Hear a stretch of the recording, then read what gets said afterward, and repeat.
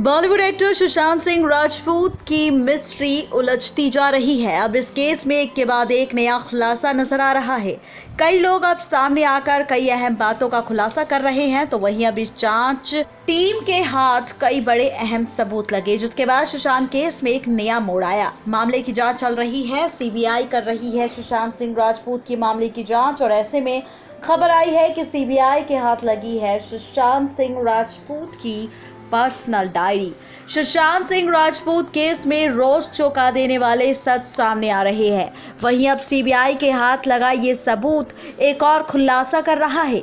इस डायरी में सुशांत सिंह राजपूत ने अपनी पर्सनल लाइफ और आगे की प्लानिंग लिखी है, लेकिन हैरान करने वाली बात यह है कि इस डायरी के कुछ पन्ने गायब हैं।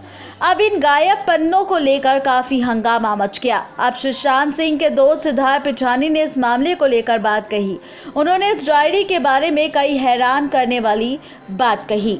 वहीं अब दावा किया कि उसको सुशांत की पर्सनल डायरी मिली, जिसके कुछ पन्ने फटे हुए थे।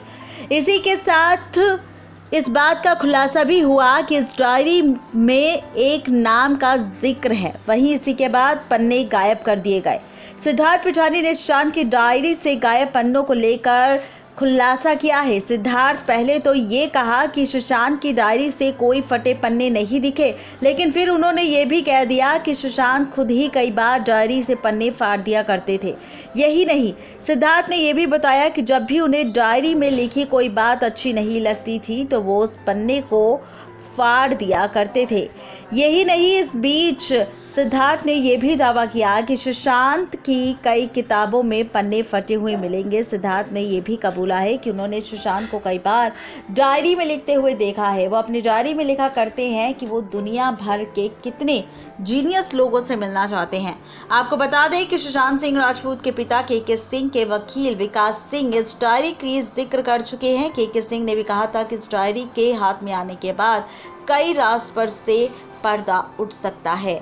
नेक्स्ट 9 लाइव से रजनी की रिपोर्ट।